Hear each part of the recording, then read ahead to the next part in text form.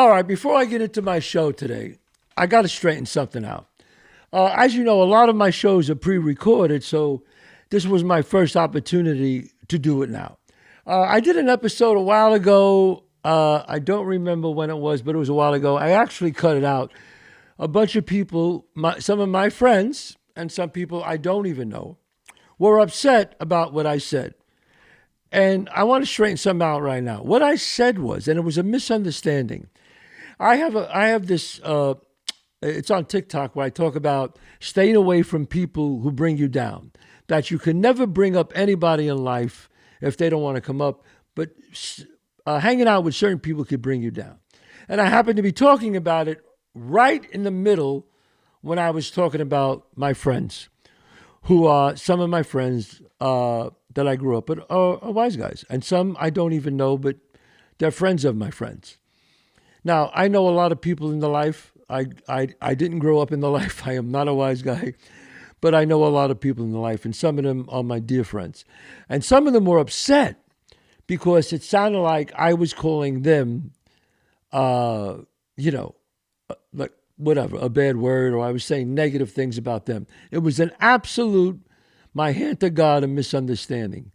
I was talking about what I said, staying away from people who bring you down in life. And it happened to be, and it was my fault. It was my fault. I was talking about, at that moment, about guys in the life.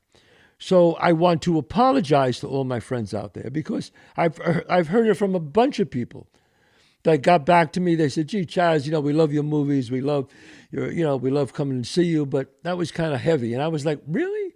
I said, "I didn't mean it that way." Then when I heard it second time, the third time, then I even heard it the fourth time, I said, "All right, something's not right here." So this was my first opportunity to apologize to all my friends that I grew up with and friends out there that I don't know, I've never met.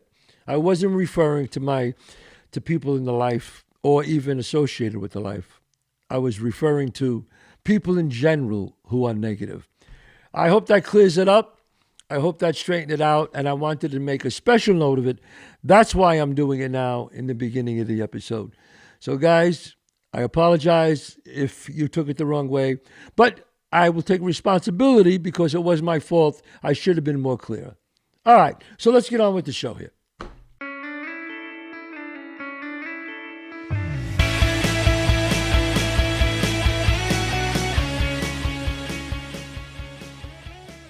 All right, welcome to the Chazz Palminteri podcast. It's Monday at 11 o'clock. It's time for a new episode. Yes, and you know what today is? I'm telling you, we're getting so many requests for neighborhood logic. Not only with me, neighborhood logic with the girls. Catherine Narducci, Tara Connor-Stracy. I mean, it's like amazing. We got R-rated neighborhood logic with the ladies, and we got myself, neighborhood logic. Now, if it's R-rated I shouldn't say R-rated. We don't like to do R-rated. We just say, a little on the blue side, maybe. We like to keep a clean channel here so everybody can listen to it. But you can ask any question you want. That's with the ladies, neighborhood logic, or neighborhood logic with me. So, but before we do that, I always like to remind you where I'm going to be doing the one-man show. Anytime you want to see it, we just had a sold-out show. We were selling out everywhere, guys, and it's really amazing. We're going to be at the Byram Theater in Pittsburgh, PA, November 11th and 12th, 2 shows.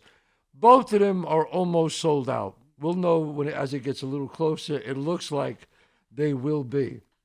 The Richfield Playhouse, November 19th in Richfield, Connecticut. I'm sorry, that show was sold out.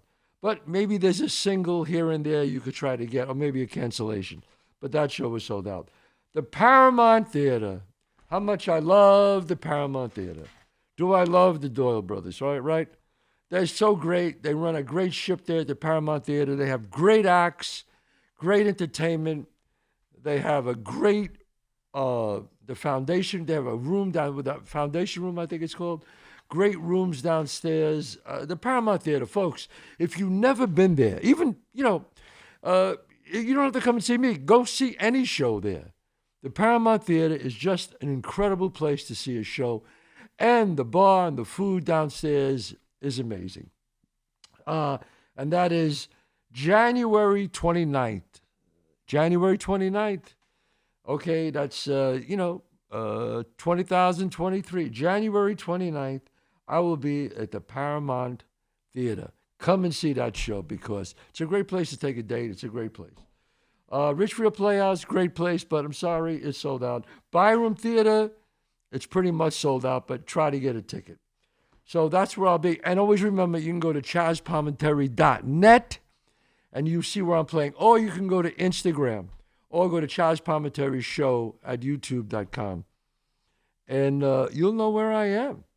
I mean, that's important. Now, don't forget, on my website, chazzpalminteri.net, the saddest thing in life is wasted talent. You can pick this up. I just, what I've been doing, after I do the show, I see a young person in the front, and I give them the card, and it was an amazing time we had in Chicago. Saddest thing in life is wasted talent. It's a great gift, especially the holidays are coming for your child, nephew, cousin, maybe your husband, or your wife. It's a great gift. Or you go to my website. There's my photos, Chazz Palminteri. And, of course, they love this phrase. I don't know what it is. Now yous can't leave. John, I don't know what it is. Now yous can't leave. I hear that all the time. I'm sure that's the line that you hear the most. I mean, that's the line I hear the most. That one and the saddest thing in life is wasted talent, which another photo you can get. You can get these on my website, folks, chazzpalminteri.net. Also, you can get the sweatshirts, one of the great ones. It's really, it's a great gift to give to your girlfriend. Or I think usually guys get it for the girls. I've seen a few girls get it for the guys. The guys have another sweatshirt with Bronx Tale on the front and Now Yous Can't Leave on the back. You can visit my store at chazzpalminteri.net. And, oh, wait a minute, I forgot. The original posters. I sell all this stuff in at my show, the merchandise counter. One of the original posters from 1989, if you want to get one of these. And it's signed. We sign it for you. Okay. John, Neighborhood Logic. Let's go. All right. Let's see the first one on Neighborhood Logic here. This one is from Thomas Romano. Oh. I don't know if Chazz will get this message, but thought I would try. My name is Thomas Romano, and my uncle is Jimmy Albanese, Jimmy Eyes. I'm the one who gave your uncle his name, Jimmy Eyes. I would love to ask and talk to Chazz about his memories and his relationship with my uncle. I saw Chazz and my uncle when he passed away at the gates of heaven, but did not get a chance to talk to him. Hope Chazz can give me a moment to talk. Well, you know what? I'm going to talk to you right now. I hope you're listening, Jim. Thomas Romano. Jimmy Eyes was a great guy. And he got the name Jimmy Eyes because we were kids. I think we were in my hallway. I'll never forget it. 667 East 187th Street. And we were like maybe 12. And he said, some girl always said that girls would always tell me I have beautiful eyes. Well, in my neighborhood, that's all you got to do, John. You mention one thing, that's it. I said, oh, wow. So you're Jimmy Eyes. Big fucking deal. Jimmy Eyes, right? And that's how we got the name. But we went to school together. Jimmy Eyes was a great guy.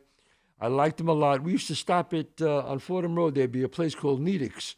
And him and I would always get a Frank and an orange juice. Him and I together growing up. I really liked him a lot. He was a good man. He died way too young. Your uncle, I could tell you about your uncle, Thomas. He was a solid, good guy. And, I know that's different than Neighborhood Logic here, but I just saw it and I wanted to share that with you. All right, Tom? Also, let's see, what do we got here from Kathy? Oh, Kathy wants to talk about the tea bag, but we saved that with the girls. Right, John? That's one of those questions okay, let's see. Vic Coletta, question for your table. For your table? I was married 21 years. No war roses. I dislike dating sites. Guy was married 20 years. Today, it's almost scary. The world has gotten so tight-ass. You look at a girl, she says, who you smiling at? It's easy. What is your suggestion on a single man or woman that dislikes dating sites? You dislike dating sites and you want to know where to meet somebody. This is from Vic Coletto. Well, Vic, it's rough out there, right, John? I mean, he doesn't like dating sites. He says maybe at the supermarket he likes to smile at some woman, but yeah, I can understand his point. It's very scary today, right? Dating sites are a little weird, but I mean, I've heard a lot of great success stories from them. You know what? I think that's a good. You know what, Vic? I think John is right. That's John the Wand. They call him John the Wand because he's the magic man, and he was magic before too on my computer. I think he's right.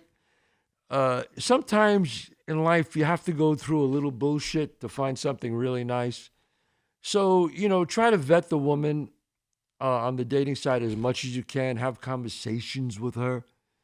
Speak maybe 2 or 3 times, get to know each other, and then maybe you can cut right to the chase and you don't have to see each other. You realize in the talk that, it doesn't fit. But other than dating sites, the only other way to do it is go to a nightclub or a bar. But those are always, you think the supermarket's tough. The nightclub is like, oh, man.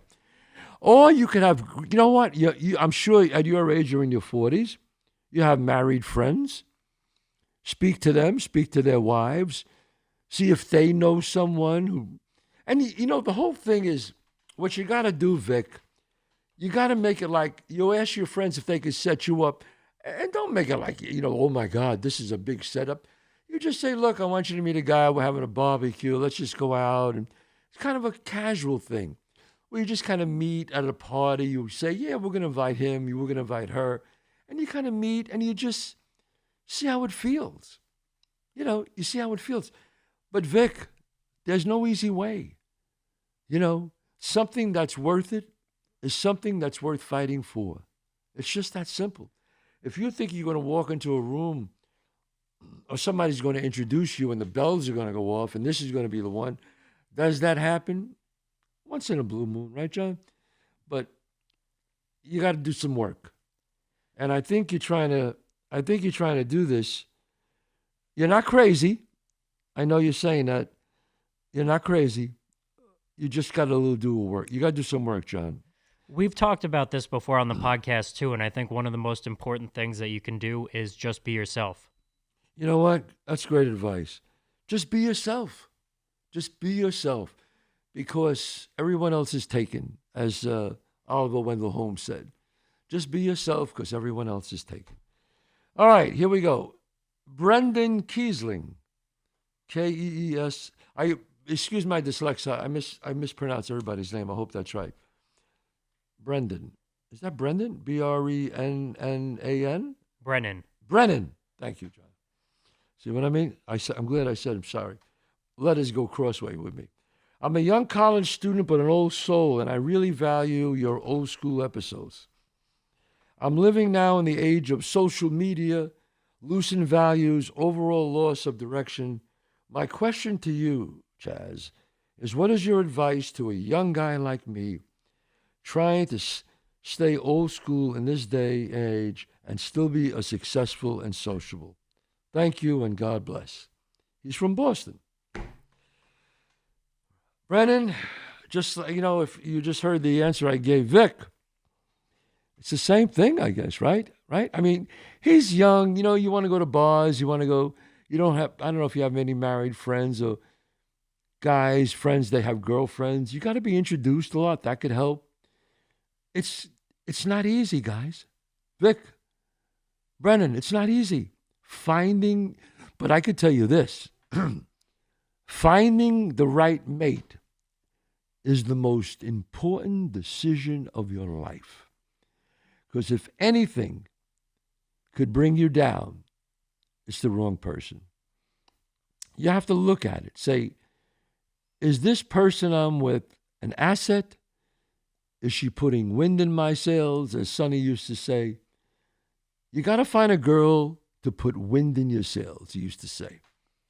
If she doesn't put wind in your sails, it's like carrying luggage. What the hell are you going to do with all this luggage? Now, same thing for her, too. The women out there, I say, you have a man who doesn't put wind in your sails and it's like carrying luggage. You got to think about that. Look, of course, there's things to think about. There's kids involved. If you have children, you just can't be like, sometimes you have to stick it out for the kids. I'm old school like that. I know the old school parents, they did that. Did some of them stick it out too long and ended up unhappy? Probably. But you have to weigh the good and the bad. You heard me speak about this a lot. Many people, John, they're afraid to change. They're just afraid. The devil they know is better than the devil they don't know. And it's scary for them. But look, is every relationship perfect? Oh, shit, no, man. Nobody's is. Relationships look perfect, but they're not. Look at Tom Brady and his wife, Giselle. Who's better looking than both of these people, right? Great kids. They got $500 million. They got issues. Everybody's got issues. If they might get a divorce. If they're unhappy, come on, guys. What about the normal working people? I mean, so, and you know what? And sometimes it's better not to have a lot of money. Sometimes when you have a lot of money, you have too many options. Rich people have too many options sometimes. It's like, if you're Joe Bag of Donuts and you live on top of the deli, maybe you might not want to leave so fast. But if you're like Joe the Entertainer, who's got 5 million followers on Instagram and he's a big star somewhere, his options are more. I think, you know what? Great comedian. I think Chris Rock said something about that. I saw Chris in person, and he's so brilliant and so great. If you never got a chance to see Chris Rock, he's just great. And he said, a man is as faithful as his options. I hope I'm correct. I hope I said it correctly, Chris. I'm sorry if I misquoted you. But I just, that's probably where I got it from. And Chris would always say that, and he was right. So sometimes it's even harder for a rich person to be faithful. My God. So I say to Brennan, I know I got off the track there. Sometimes you got to put up a lot of shit to find the right one. And you know what? Be yourself. As John said before, be yourself, Brennan. Because if you are yourself and you're old school, you'll find a woman who likes your values, and she'll be old school with you. Okay? If you meet a woman and she doesn't have your values, then you know right away. But you gotta it's old school is like you open up the refrigerator and you look and see what you want. It's the same thing. I feel like having eggs today. All right, I take egg. I feel like having this. That's the way dating is. You have to date some people that, you're not going to be with the rest of your life. I mean, let's face it. So I hope that helped you. Okay, let's see. Who's this? Wicked Bronx Woman. Oh no. Oh God, no. This is for the ladies. So I'm going to let that one go. This is from, we're going to do that, next time. Oh, Julie Naples. Oh, she just wants to say thank you, Julie Naples. Her husband came to see the show over in Chicago. The Naples family, they were really, very nice. And Julie and her husband came to see the show. Julie, I hope you guys had a great time. And it was great seeing you guys. And you're invited to come backstage anytime you want at any show that I do. So God bless you all. Julie Naples and her husband. They were really nice people, great people. And, who's this? This is, what? Hi, greetings, dear. Hope this email finds you well. Hassan, Hassan? Hassan. Hassan. I am looking for an alternative source What is this guy? Oh, he's looking for an investment? I don't know who this is. Oh, I know who this is. No, I'll talk to him privately. How did I get in there? Oh, my God, Chazz, where did that come from? I'll have to talk to them later. Okay, here we go. Carlos De Leon. Carlos De Leon? Sounds about right. Yeah. De Leon. Hello, Leon. Yeah. Leon. Hi, Chazz. I'm 25 years old. My girlfriend passed away at the age of 31. Oh, this week of complications of her lungs. I am so sorry.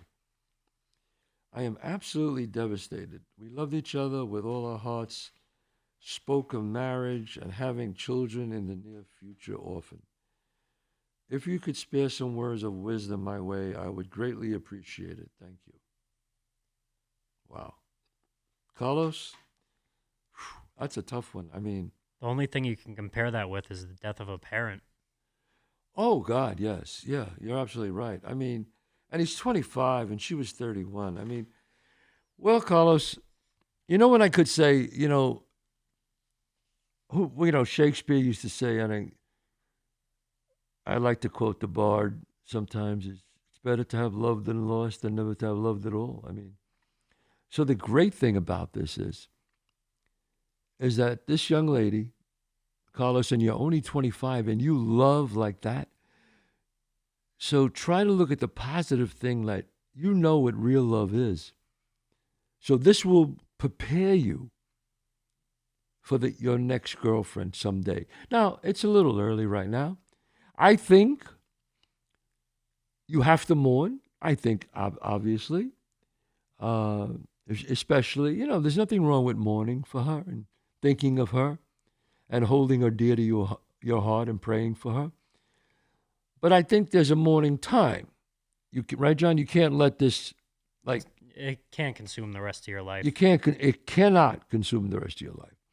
And if she loved you like she said she did, she would want you to be happy. And that's how you got to look at it, Carlos. I would wait a little bit and then start dating again. And my advice to you, Carlos, think about this. Do not, if you want to mention it to the girl you start dating, that's fine. I would wait. Don't consume your date with the new girl with what happened. Young people, even old people, they make that big, big mistake. And then the other person says, I can't go out with him or her. They're not ready yet. I mean, all we did was talk about her ex, his ex. So, and the other person doesn't know you yet. Let them know you for who you are, Carlos. I think that's a better way. But you're going to have to start dating again. Because that's what life is. You hit a roadblock, you get knocked down, dust yourself off, and you got to move on. It's that simple, Carlos. And for all the people out there, you get divorced, you're traumatized, you have a death in the family, your husband dies, your wife dies, God forbid. But you got to move on. You have to move on.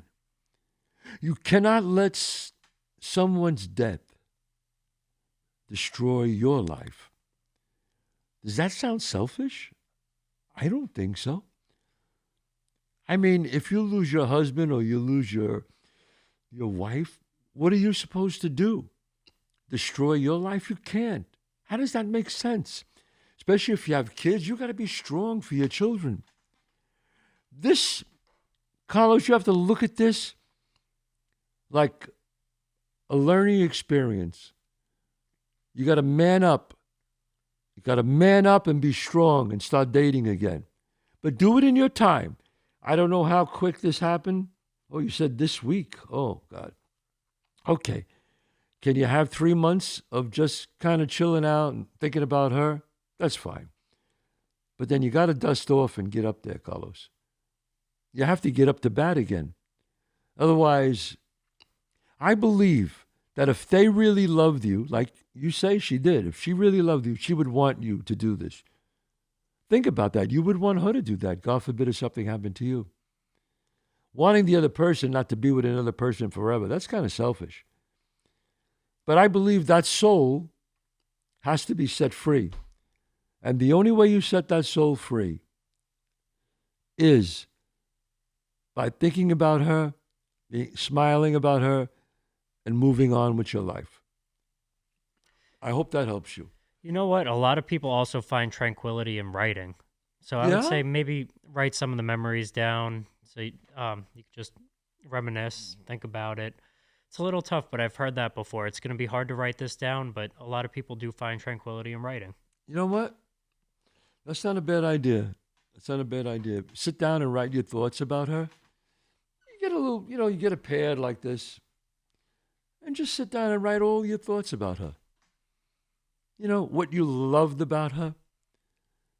And maybe, it's a catharsis like. You'll get through that. But I'm sorry to say you have to get back to work. You have to, because otherwise you're setting yourself up for disaster. All right, who's this? My name is Mike Oregano. Oregano. Oregano? Oregano. I said oregano. I know, both of us are horrible at this. Oh, so bad. Oregano. This guy's got a one-man band. He plays shows all over the country with his dog. I love your podcast. I would love to be part of one of your episodes. We can't do that. I'm sorry, my man, Mike. But I hope people come and see your show and you have a great show. Okay? Okay, Christopher. Okay, Christopher says you're a great person. Oh, thanks. You're one of the best out. Yeah, great. Anyway, just curious, how did the death of Sonny affect your neighborhood or affect you? Christopher, Stiteler. Interesting. That would be kind of like a sequel to A Bronx Tale. Well, I mean, Chris, not for nothing. How did it affect my life? I wrote a movie about it, babe. I thought about it for a long time, and I wrote a damn movie about it. It's called A Bronx Tale. So did it affect me? Of course it affected me. Did the teachings of Sonny affect me in my life? And he's the one who got me into Machiavelli, where I started studying Machiavelli my whole life. Yeah, so it affected me a great deal, just like my mother and father affected me. They affected me too in a positive way, and Sonny affected me in a positive way. Just that who he was, I got a little enamored by that culture. So basically, that's really my answer. I have a lot of great memories of Sonny, which wasn't his real name. And people always ask me about his real name, and I won't tell anybody. Because I changed the names many years ago, and that's the way it's going to stay. I have respect to his family and other families. So let's see. Let's see what this other question is. For Neighborhood Logic, don't forget, you want to see my show, go to ChazzPalminteri.net. Okay. So many people, and I always tell you, if you got a question, what do you want to go see a shrink for? What do you want to go see? This guy's got a film question. What was it like working with Robert De Niro? How did his presence on the set set the tone for the scenes? He's Robert De Niro, guys. Robert De Niro is like, he's an icon. He's one of the greatest actors who ever lived. You want to put him, okay, somebody will say, well, I like this person. All right. You want to put Bob in the top 5? Could we say the top 5 that ever lived? He's on the Mount Rushmore for sure. He's on the Mount Rushmore. If we're going to put 5 names on the mountain, you got to put Bob's face there, right? So yeah, and how did he affect the thing? They say in Hollywood, the fish stinks from the head down, and Bob was always a gentleman, always so smart, always included everybody. So. He made A Bronx Tale incredible. I mean, let's face it, Bronx Tale, Bob gave me my break, so I can't complain about anything. I got nothing to complain about. He was a great guy, and we're still friends, and he's always been a gentleman and a good man, and I like him. I love him very dearly. And what's my favorite pasta? I would say my favorite pasta is linguine fini. Linguine fini. It's a little different than linguine. Linguine fini is my favorite pasta. Do I love linguine? Absolutely. But you know, it was delicious, that butternut squash pasta your wife made. Oh, I love that. My wife made some butternut squash. What is this? What's an Italian's daily routine for healthy hair and skin? Olive oil. Extra virgin olive oil. They have proven that olive oil is great for your skin, great for your hair, great for your body. I think us Italians look great. Well, let me not. If you want to look great, you got to take care of yourself. The really routine is, let me give you a couple of routines. One, stay out of the sun. I'm telling you, you want to get a little sun in the morning, it's good for you, a little sunlight, 15, 25 minutes in the sun, that's okay. You want to start baking in the sun, laying there for hours, I'm sorry. That's when you start to look like leather. You start to look like leather. You look like a used catcher's mitt. I mean, there are people that got genes where, I don't know, it doesn't affect them somehow. You know, Sandy Blue Eyes, we all know him. Sandy's in the sun 4 hours a day, 5 hours a day. I don't know. It doesn't affect his face. I don't understand that. But he's just an anomaly. He's an anomaly. Sandy Blue Eyes is crazy. He's going to be back with an old school episode soon. How the hell does he deal with this shit? I do not know. But I say, you want some neighborhood logic? The Italians, they didn't go in the sun much. You didn't see those old Italians in the sun. The Mediterranean diet, fish, a lot of olive oil, salads, grains. You have some pasta, but not too much. You can't have too much pasta. You want to have it a couple of times a week, that's it. Look, I could eat pasta every day, folks. Every day. But that's the whole key. And the less you eat, the longer you live. Okay? You know what I always say? Go to an old age home. You don't see no fat people. Ain't nobody there 95 years old going, oh, yeah, my back hurts. It don't happen. You don't see anybody in the 80s there who was heavy set. Am I shaming? No, that's a good point. Now that I'm you not say that, shaming people. I've never, now that you say that, it makes sense. I've never seen a fat person in a retirement home. You don't see them. They're all these skinny people, and that's the reason why. And the head of the Longevity Institute in Beverly Hills said to me, the less you eat, the longer you live, Chazz. Eat to live, don't live to eat. That's my advice in staying healthy, okay? People ask me, how do I do the show at my age? I still do it like I do it because I eat to live, and I work out religiously 5-6 times a week, okay? All right, that's my show for today. Send in your questions. I love to answer your questions. Go to Chazz Palminteri Show at gmail.com. Don't forget, Chazz Palminteri Show at gmail.com for the ladies, too.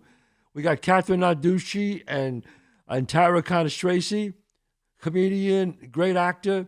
Send in your questions for those. If it's a little R-rated, a little blue, a little boo with your girlfriend, send it. Make it, just say it's R-rated, it's not really R-rated, but we just have fun and say it. Okay, or Neighborhood Logic, just with me.